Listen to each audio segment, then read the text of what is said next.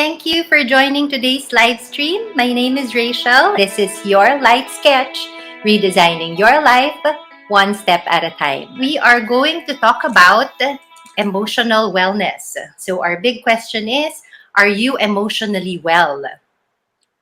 Good morning, everyone. So we are so lucky because we have an expert today who will be guiding us through the assessment. And I'm saying he's an expert because he's gone through the real life experiences. But we will find out later more about that. So when we talk about emotional wellness, it's simply defined as the awareness and understanding of one's feelings and the ability to face and conquer life's challenges. So let that sink in. You know, there's this quote which says, don't make a permanent decision for your temporary emotion. I'm sure you guys have heard of it, right? They always say, don't make decisions when you're mad.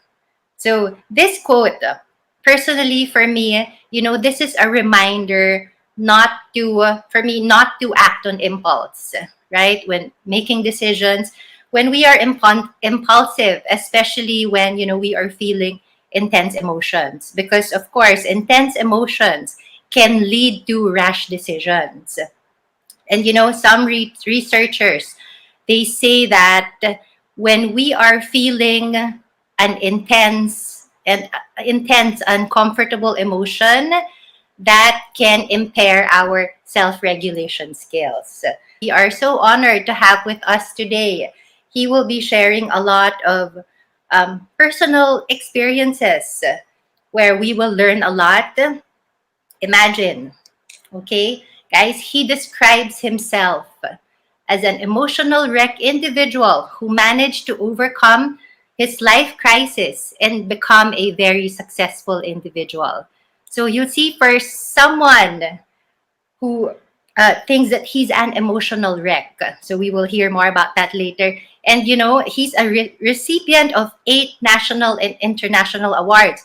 Outstanding Philippine Soldiers, Outstanding Young Men of the Philippines, Outstanding Public Officials, Lingkod Bayan Awardee, Bayaning Filipino, Outstanding Young Persons of the World, and a very consistent achiever. And he has completed 3 master's degrees. Ladies and gentlemen, please welcome this morning we have with us Colonel Giemel Espino. He is also still very active in the service. He's with the Philippine Air Force.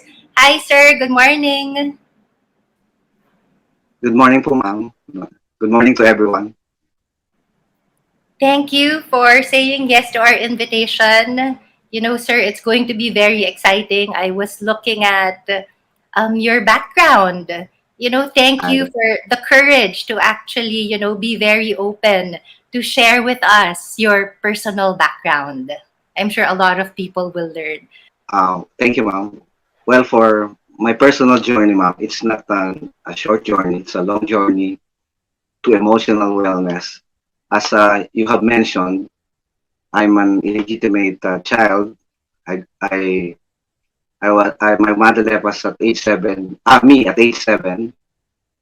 I have 4 siblings with me, and I live with the stepmother who also have 4 children. 4 all children with her. So all in all, in the house, I grew up with 8 other siblings.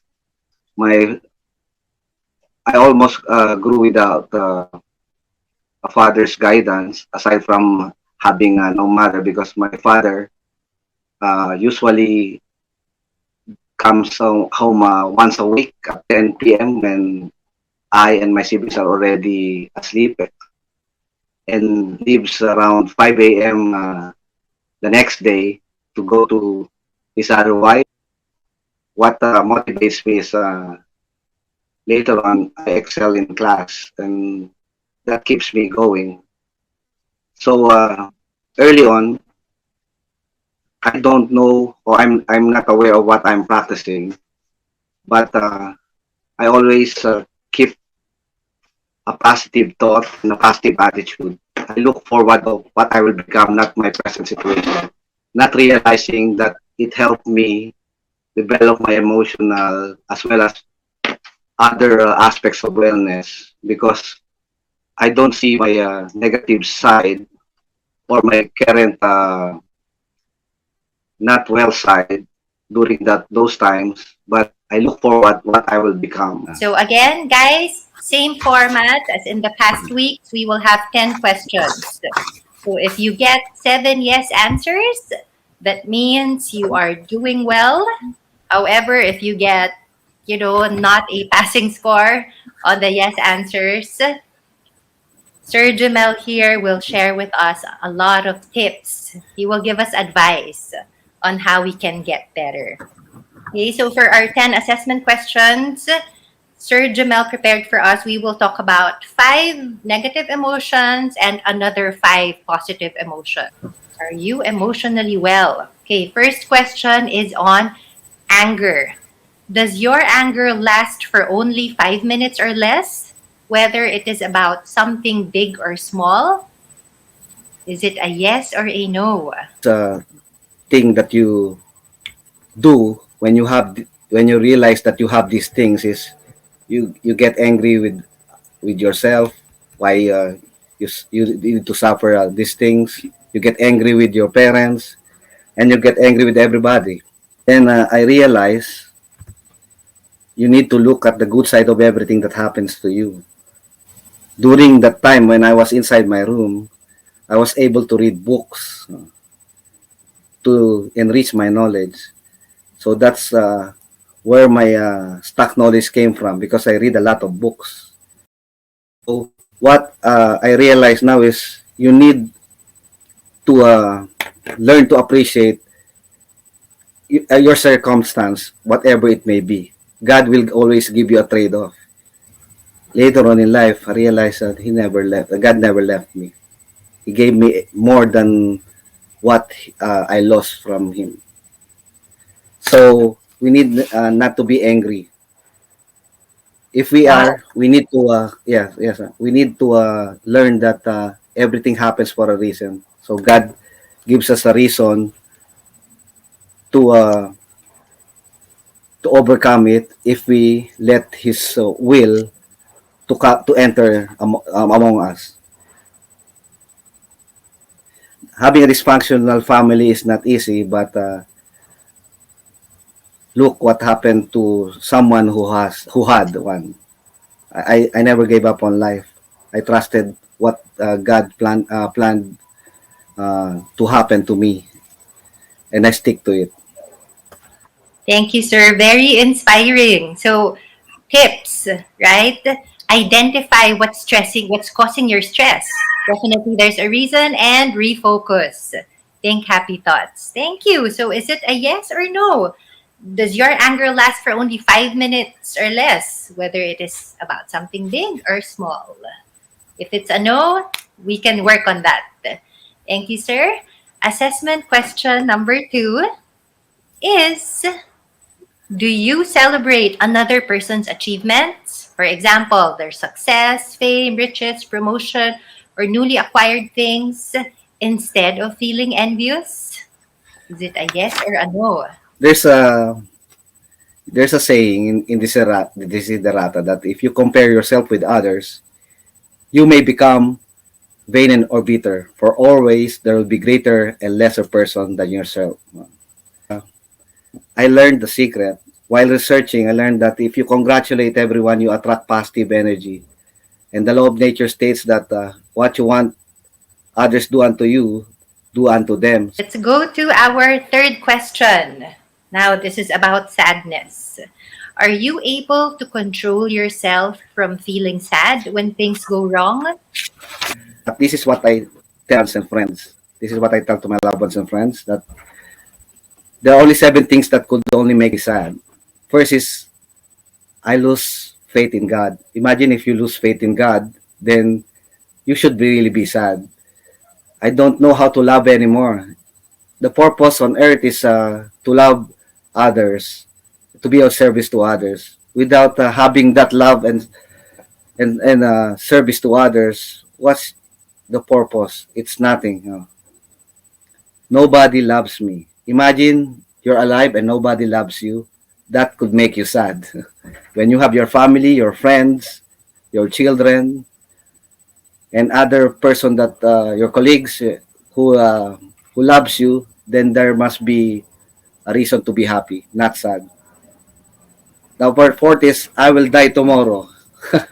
Just like I said a while ago, how can you be sad when thousands of people around the world will die tomorrow or any minute now who will trade praises to you so they could live? That's really a reason to be sad. Loved one is sick. Uh, you could not make me cry, especially the last 3 years because of having emotional wellness. But what can make me cry is when my loved one is sick, especially my children. So that's the only time I believe my wife, who is beside me here now, right now, so tears fell from my eyes because I cannot stand my children to get sick. So I also ensure that uh, their health is being taken care of. Number six, oh, this is also not only sick, loved one will die. You will really be sad when this happens. And number seven, which is supposed to be number one, you will go to hell. Imagine, imagine if you are alive now and you will know because of the sins that you did, you will go to hell. So that's really a reason to be sad. Other things not in the list are a waste of time to be sad because most of the time we are sad with our boss got mad at us. We got a quarrel with our loved one. With things did not go the way we expected. Human being, I will be sad, but maybe a day or two after that, I need to refocus and to reprogram my life that sadness is for only for 2 days. God has a purpose. If He takes these things, then He will provide more. I mean, acknowledge it, but don't dwell too long in it. Yes. Okay, question number 4. It's about fear. Are you able to let go and not fear about the future? For example, what will happen to you, your loved ones, or the world? Fear, ma'am. I stick with Psalm 23:24 because God promised that even if we walk in the valley of darkness, He will be there to comfort us. So don't entertain fear with your thoughts by having that promise from God. Replace it with happy thoughts and memories. If we have faith in God, then fear is a thing of the past. Yes. Somebody said fear from COVID is real.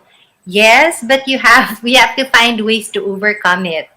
And I Yes, ma'am. like how Sir Jamel kept on stressing about faith because that's true. If your faith is strong enough, it will allow you to overcome any form of fear. So, are you able to let go and not fear about the future? Yes or no? Okay, let's go to our next question about worry. This time, are you able to let go and not dwell on problems so you can still work, act, eat, and sleep well? True. How worry affects the body, ma'am. According to this source, ma'am, the following affects the body by worrying, ma'am. So I don't want my body to feel this way or to have this various health problems. So I don't worry, ma'am. So instead of mostly we worry because we have problem, ma'am. Just like to emphasize that have an affirmative thought instead of saying problem, ma'am. Just like what I do, I don't have a problem every day. What I have is uh, in acronym SOC. I have a situation, I have an opportunity and a challenge to overcome, not a problem. So with that note, having a situation, opportunity, or challenge instead of a problem, I have an affirmative and a positive uh, thought that will not lead me to worry. Thank you, sir. Yes, exactly. Worry is such a waste of time. Rather, focus on the positive. Instead of worrying, focus on what can be done about it. As what Sir Jamel said, it's a situation, it's an opportunity, it's a challenge. Yes, I agree. One of our audience said, love the outlook. So is it a yes or no? Are you able to let go and not dwell on problems so you can still work, act, eat well? I hope it's a yes. Okay, let's go to our next assessment question about euphoria. We're on to the positive emotions now. Are you able to feel euphoric even with the simplest of things or for no reason at all? Lots of times each day, every day? Based on my research, being euphoric is an a more enhanced way of strengthening emotional wellness because we only feel euphoric when we achieve something, we uh, we acquire something, or something good happened to our friends or special friends and loved ones, but not every day and not most of the time. What is missing most of in many people is they we forget to thank God about simple things that we have as blessings in life. Okay. Our question is, do you express gratitude for the simple blessings you receive each day? For example, just being alive and well. We thank God, but we thank God for our blessings, but we don't usually thank Him when we receive challenges or misfortune. Saying gratitude to God is I thank Him for gratitude, for blessings and misfortunes that I have. Not only that I have, but that all people have, because we do it for the glory of God. Not only the blessings that we receive, but also the misfortunes and the challenges and the trials. Eight Na, is about happiness. The question is, are you able to feel happiness internally or on your own without depending on external factors such as something you achieve, attain, or acquire?